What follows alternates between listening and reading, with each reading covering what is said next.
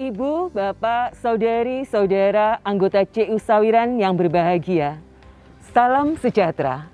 Semoga kita semua selalu dalam keadaan sehat, terutama di masa pandemik yang masih berlangsung hingga hari ini. Supaya suara saya bisa terdengar lebih jelas, maka saya akan membuka masker. Anggota CU Sawiran sekalian, pada kesempatan ini, kami akan memaparkan laporan pertanggungjawaban pengurus CU Sawiran tahun buku 2020.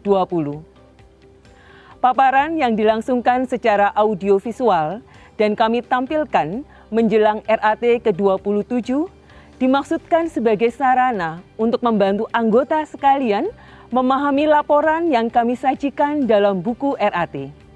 Kami akan menampilkan poin-poin utamanya, sementara untuk hal lainnya, kami harapkan anggota bisa menyimak buku RAT yang sudah kami terbitkan, baik di versi digital maupun versi cetak. Berikut ini adalah capaian kerja pengurus di tahun buku 2020. Yang pertama, perspektif pertumbuhan dan pembelajaran. Capaian di tahun 2020 sebagaimana disajikan dalam slide berikut ini. Pertama, terkait pendidikan. Pengurus menyadari pendidikan menjadi pilar utama agar tumbuh kembangnya kredit union sungguh sejalan dengan visi, misi, dan nilai-nilainya. Pendidikan ini sudah cukup lama terabaikan. Oleh sebab itu, pengurus mendorong di tahun 2020 agar terselenggara pendidikan tidak hanya untuk anggota, tetapi juga untuk peningkatan kapasitas pengurus, pengawas, dan manajemen. Harapannya, kita semua melangkah secara sinergis untuk memperbaiki CU Sawiran. Yang kedua adalah jaringan usaha anggota yang mulai diinisiasi di tahun 2020. Tentu kami berharap ini memotivasi lahirnya jaringan usaha anggota di semua TP. Di akhir tahun 2020, lembaga melakukan perubahan sistem operasional dari Abacus menjadi CUSO. Harapannya dengan menggunakan sistem CUSO akan meningkatkan pelayanan lembaga kepada anggota. Dan di kemudian hari kami berharap akan meningkatkan benefit yang diterima bukan hanya oleh anggota tetapi juga oleh lembaga. Tetapi proses ini memerlukan waktu, maka kami mohon kesabaran anggota hingga sistem CUSO bisa berlangsung secara sempurna. Selanjutnya poin yang keempat, yaitu optimalisasi media komunikasi sebagai sarana untuk sosialisasi kebijakan lembaga, yaitu melalui media sosial yang dimiliki lembaga dengan menampilkan informasi secara kontinu. Dan di setiap TP sudah dibentuk WA Group. Kami berharap WA Group ini bisa diefektifkan sebagai sarana komunikasi antar anggota, antar lembaga kepada anggota, dan juga dari anggota ke lembaga. Ini masih memerlukan evaluasi agar sungguh efektif untuk perkembangan CU Sawiran. Ada beberapa program kerja yang belum selesai di tahun 2020 maupun yang tertunda pelaksanaannya. Poin tersebut adalah sebagaimana tersaji dalam slide berikut ini. 1. Kegiatan bersama yang melibatkan seluruh anggota. Program ini tentu saja harus kami tunda karena tidak mungkin diadakan di masa pandemik. Lalu kami akan berupaya untuk membangun sistem pengelolaan saran dan kritik untuk menyegerakan upaya-upaya perbaikan. Update data anggota, ini adalah PR besar bagi kami yang senantiasa diperbaharui progresnya. Kami berharap dengan update data anggota, maka produk, layanan, dan kegiatan pendidikan sungguh tepat sasaran, yakni sesuai kebutuhan anggota.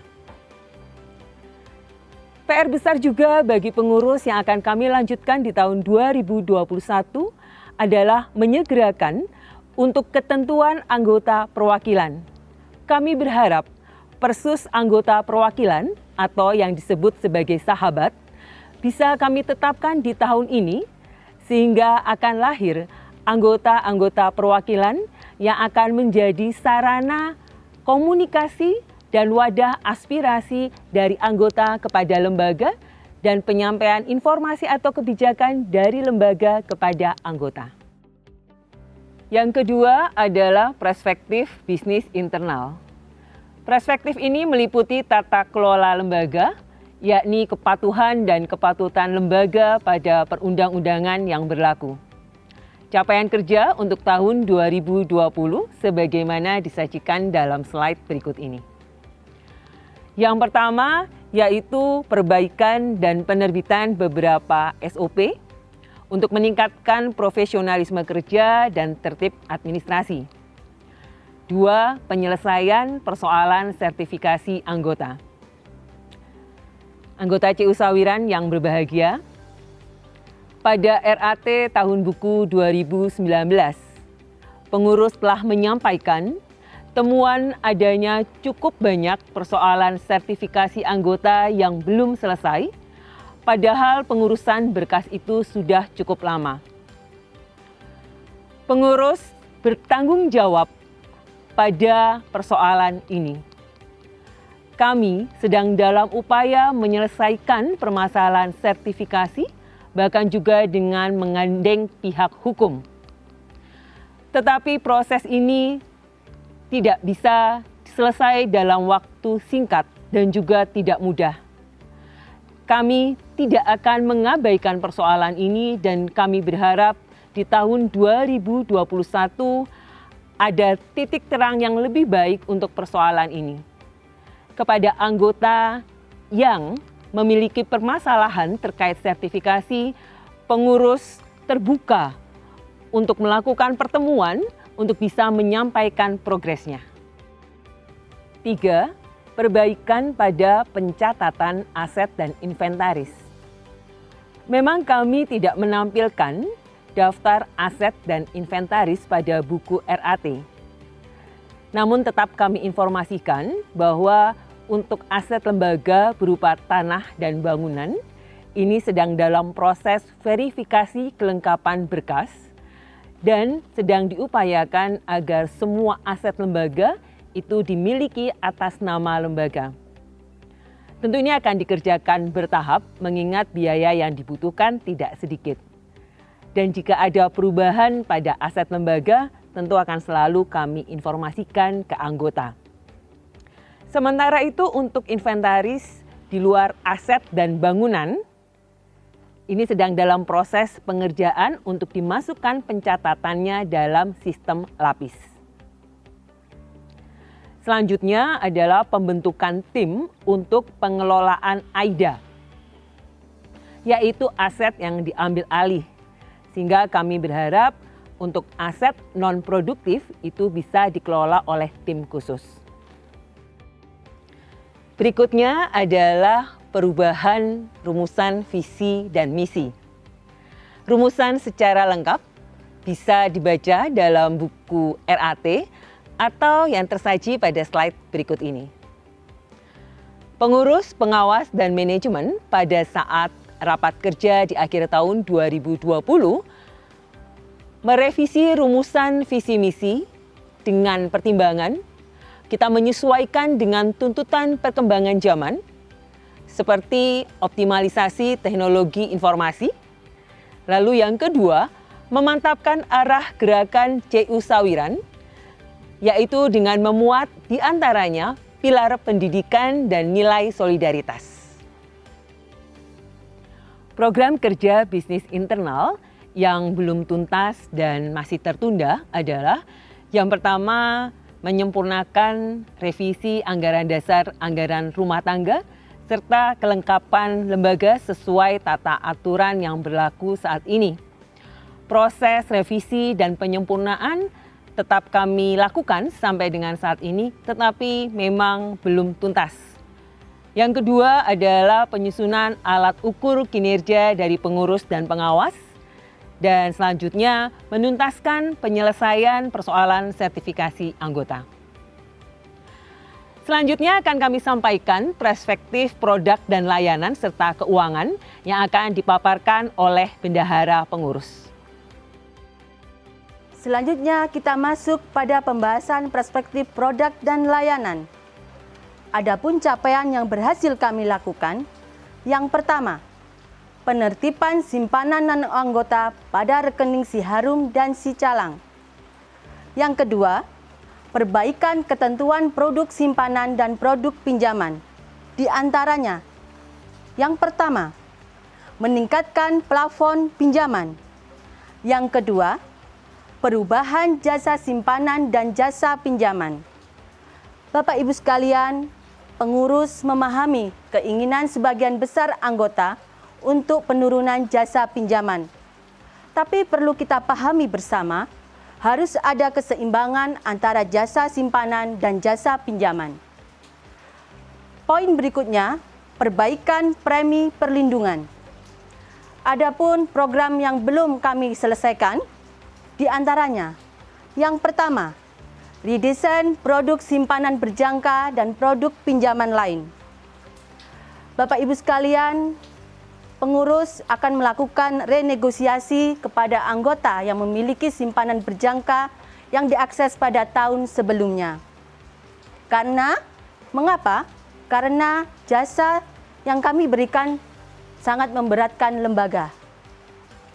Kemudian, poin berikutnya, perbaikan ketentuan produk layanan sosial. Demikian pembahasan dari perspektif produk dan layanan.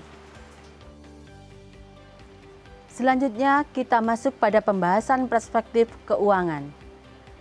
Bapak Ibu sekalian, tentu yang amat dinantikan oleh anggota pada saat terselenggaranya RAT adalah pembagian SHU. Pengurus mohon maaf, untuk tahun 2020, karena kondisi keuangan lembaga kita mengalami minus, artinya SHU pada tahun 2020 tidak dapat dibagikan.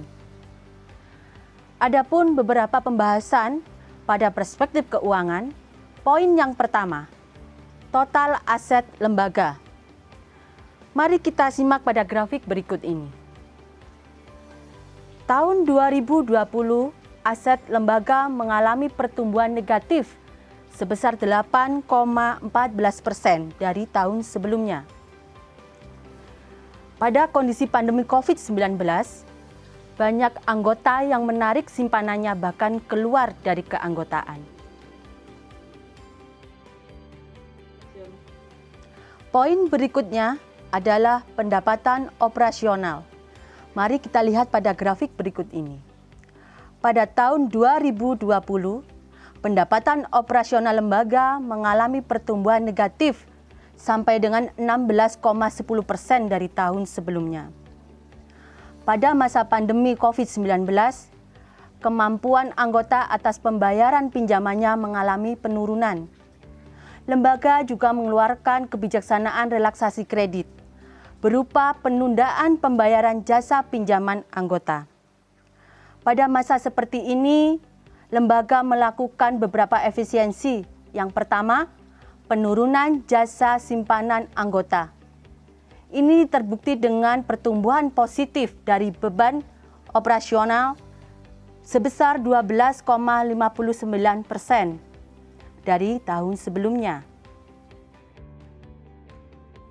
Poin berikutnya adalah beban operasional. Mari kita lihat pada grafik berikut ini. Efisiensi juga dilakukan pada beban operasional. Serapan anggaran hanya 70,59% dari anggaran yang direncanakan. Maka, beban operasional mengalami pertumbuhan positif 4,08% dari tahun sebelumnya. Optimalisasi juga dilakukan pada pendapatan luar usaha dengan cara menempatkan dana kepada CU rekanan.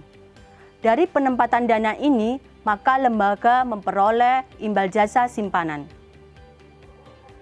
Lembaga juga mendapatkan fee-based income dari administrasi, simpanan harian, dan jasa layanan transfer. Pendapatan di luar usaha ini mengurangi potensi kerugian yang lebih besar lagi. Poin berikutnya adalah partisipasi anggota pada usaha simpan pinjam lembaga.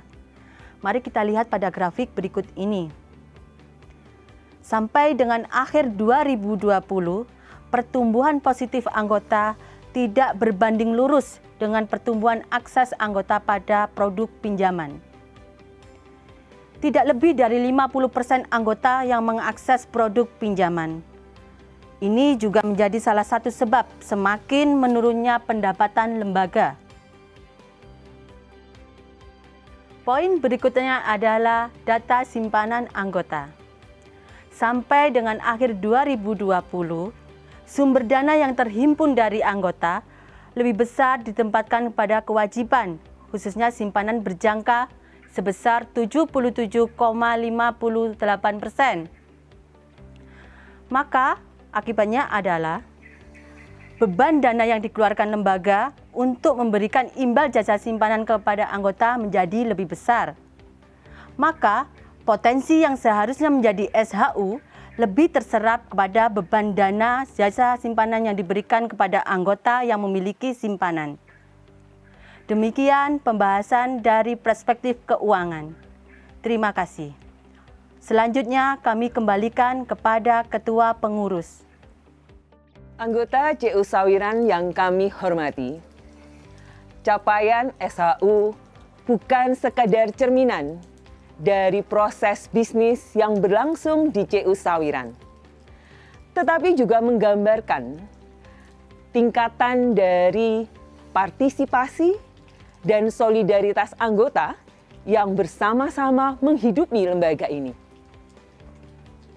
Kinerja sebuah kredit union hendaknya tidak sekedar dilihat dari satu aspek saja, yaitu capaian SHU. Ada 3 perspektif lain yang mewarnai seluruh dinamika kredit union yang membutuhkan perhatian yang sama seriusnya. Memang kami mengakui bahwa masa pandemi COVID-19 menjadi penyebab utama pada kondisi keuangan CU Sawiran yang kurang baik di tahun 2020. Tetapi ada nilai positif yang dipetik oleh pengurus. Ya, ini menjadi pemicu kesadaran bagi pengurus bahwa ada beberapa kekeliruan dalam proses bisnis CU Sawiran yang berlangsung beberapa tahun yang lalu. Untuk itu, pengurus minta maaf kepada semua anggota. Kami terus berupaya melakukan perbaikan. Perbaikan ini memang belum sempurna dan dibutuhkan keberanian, kemauan, dan keikhlasan dari semua entitas. Pengurus, pengawas, manajemen, dan semua anggota CU Sawiran untuk bersama-sama mendukung strategi yang ditetapkan oleh lembaga. Perubahan ke arah yang lebih baik bukan hanya untuk bisa melewati masa pandemik ini, tetapi tentu kita menginginkan keberlangsungan lembaga di masa mendatang untuk bisa membawa kesejahteraan bagi semua anggota dengan mengedepankan nilai solidaritas.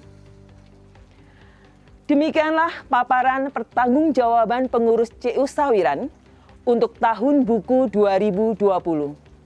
Sekali lagi, kami, pengurus CU Sawiran, memohon maaf karena capaian di tahun 2020 tidak sesuai dengan harapan anggota dan belum memuaskan anggota. Terima kasih. Dan jangan lupa untuk tetap menjaga kesehatan.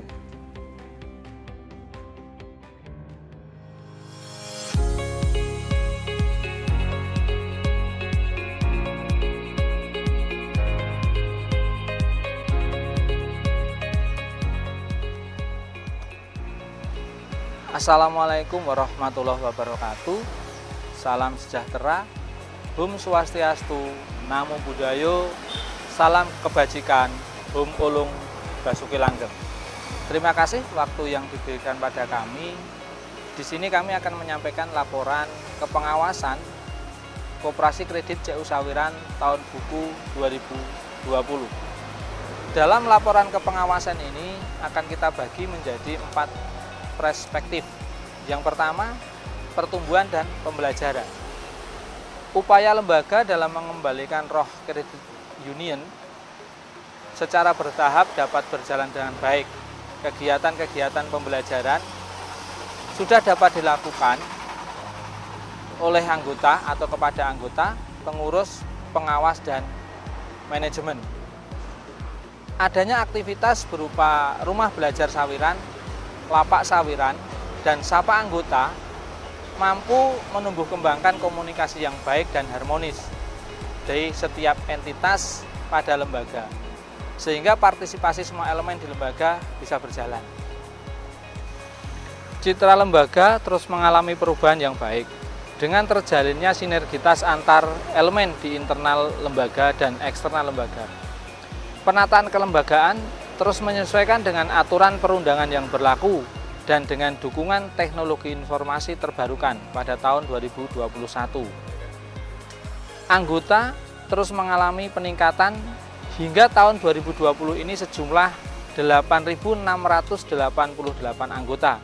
Namun, kontribusi anggota masih di angka 22,75% yang aktif membayar simpanan pokok, simpanan wajib, dan simpanan wajib khusus. Sedangkan 48,75% yang memanfaatkan fasilitas pinjaman. Namun, anggota yang memanfaatkan fasilitas simpanan sebesar 77,25%.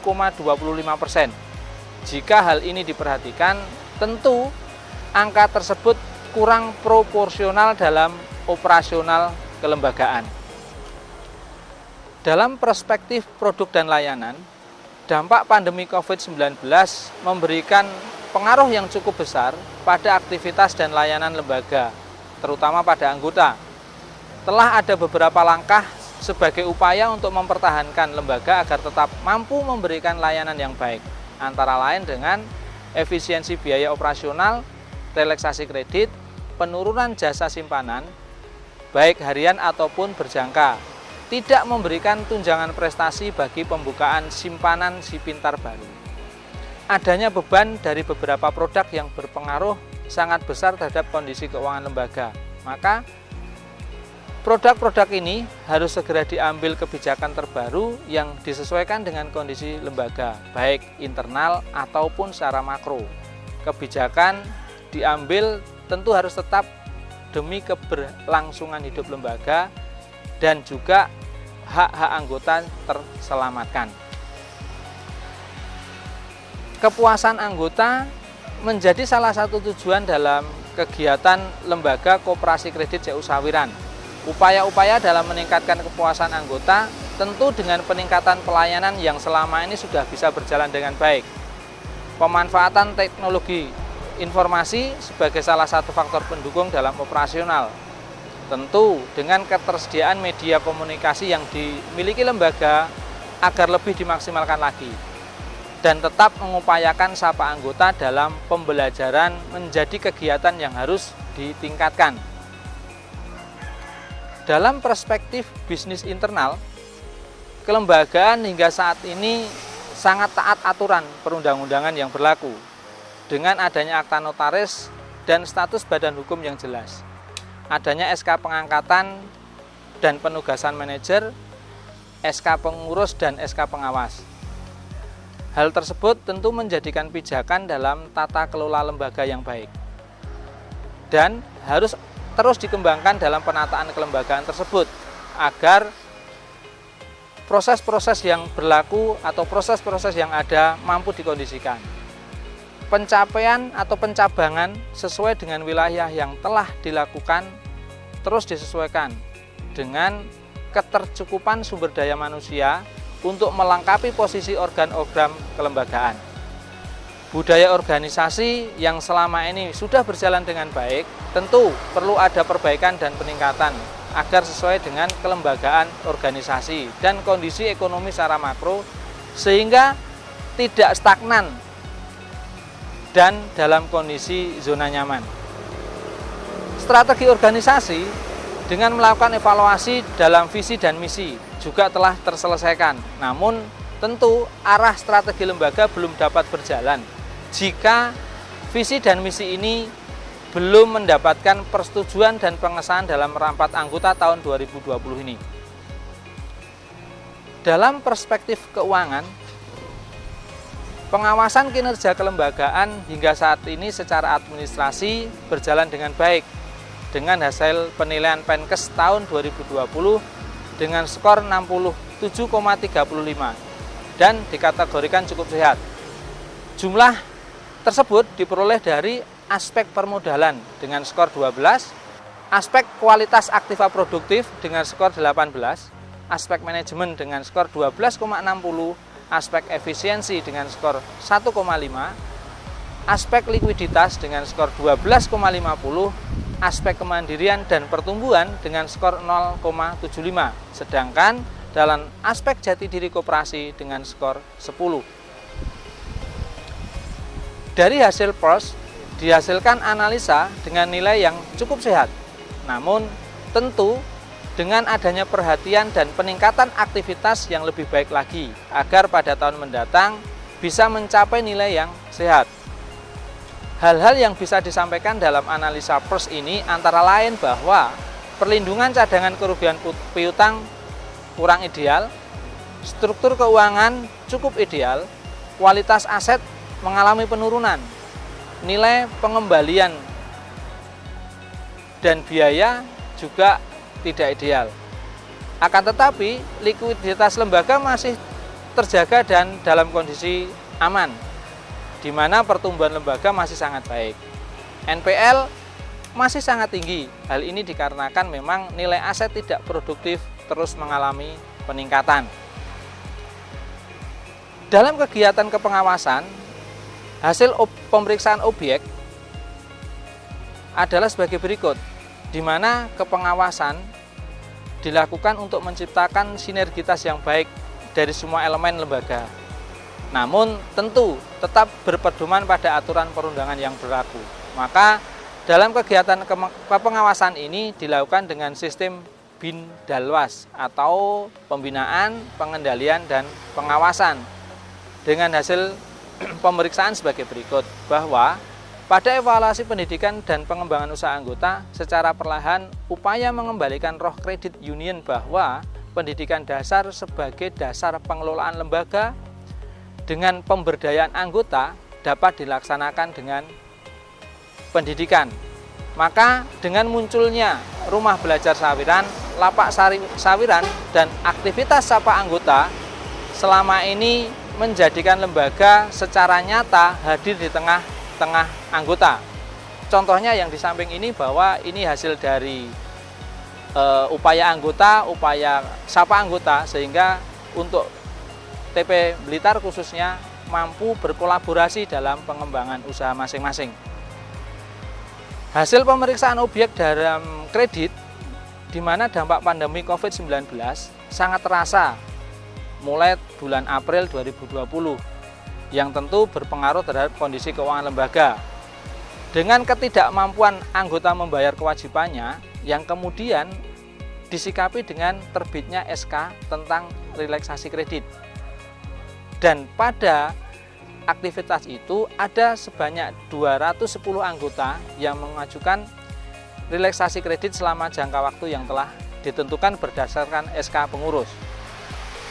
Sedangkan kredit macet karena kondisi pandemi COVID-19 juga menjadi perhatian khusus pada penanganan kredit macet terus ditingkatkan dan hingga triwulan ketiga tahun 2020 mampu diselesaikan 25 debitur dengan nilai kurang lebih 3.115.902.700 rupiah. Tentu harus diimbangi dengan beberapa perubahan dan perbaikan dalam alur penyelesaian kredit macet tersebut. Dan adanya bagian tersendiri yang nanti menangani bagian dalam penyelesaian aset yang diambil alih, sehingga dapat secara cepat menjadi aset lembaga, tidak lagi tercatat sebagai kredit macet. Produk lembaga, terutama produk simpanan, menjadi satu hal menarik karena nilai jasa bunga yang tinggi. Sehingga ada beberapa anggota yang memiliki rekening lebih dari satu. Hal ini perlu penyesuaian agar tidak menjadi beban yang berat bagi lembaga ke depannya. Tentu perlu memberikan kesadaran pada anggota akan hal ini. Di sisi lain, produk pinjaman juga merupakan produk-produk yang menarik bagi anggota sebenarnya. Akan tetapi, kontribusi anggota yang kurang dalam hal pemanfaatan produk pinjaman tentu juga memberikan dampak yang kurang baik bagi keberlangsungan lembaga. Karenanya, masih terjadi ketimpangan dalam spread bunga simpanan dengan bunga pinjaman, yang tentu ini berdampak pada sisa hasil usaha. Karena tidak berimbangannya antara pendapatan bunga dengan pembiayaan bunga. Aset lembaga yang selama ini masih tercatat secara kumulatif sudah diupayakan pelaksanaan pencatatan yang lebih baik dan telah dimulai, tentu harus segera diselesaikan. Lembaga juga telah menyiapkan lapis atau sistem informasi pencatatan aset yang akan memudahkan dan mempercepat updating dan verifikasi aset yang disesuaikan dengan standar akuntansi, sehingga akan terhindar dari miss-nya aset lembaga. Beberapa langkah dapat dilakukan sebagai berikut. Yang pertama adalah hasil revaluasi harus sesuai standar akuntansi, optimalisasi program lapis, pembentukan tim lelang aset dalam upaya mempercepat proses aset yang diambil alih menjadi pendapatan non-operasional, sehingga hasil dari remedial dan barang-barang yang habis masa manfaatnya tidak lagi menjadi beban lembaga. Pembenahan dan keberadaan SOP dalam pengelolaan aset dimulai dari TP sampai ke kantor pusat sesuai dengan kaidah hukum yang ada dan catatan akuntansi serta bukti fisiknya. Dari laporan dan kegiatan seaktivitas kepengawasan, maka beberapa rekomendasi yang dapat kami sampaikan antara lain, yang pertama, penerapan visi misi lembaga yang baru secara baik dan benar setelah mendapatkan persetujuan dan pengesahan pada rapat anggota tahun 2020 ini. Dengan pendidikan anggota menjadi orientasi utama sesuai dengan roh kredit union. Yang kedua, peningkatan kontribusi anggota secara aktif harus ditingkatkan dengan kesadaran bahwa lembaga ini bisa berkembang dan memberikan kepuasan kepada anggota karena keterlibatan anggota.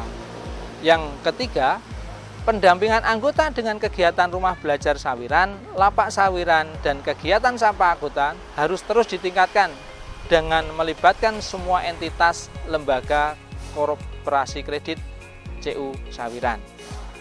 Peninjauan kembali beberapa SOP dan SOM yang tidak sesuai dengan perkembangan dinamika secara makro dan tata kelola lembaga, dirubah atau direvisi jika diperlukan. Yang terakhir, bahwa secara lengkap laporan ini kami sajikan dalam buku laporan pertanggungjawaban kepengawasan. Demikian laporan kepengawasan Koperasi Kredit CU Sawiran tahun buku 2020. Terima kasih atas waktunya. Sekian, Assalamualaikum warahmatullahi wabarakatuh. Salam sejahtera, Hum Swastiastu, Namo Buddhayo, salam kebajikan, Hung Ulun Basuki Langgeng.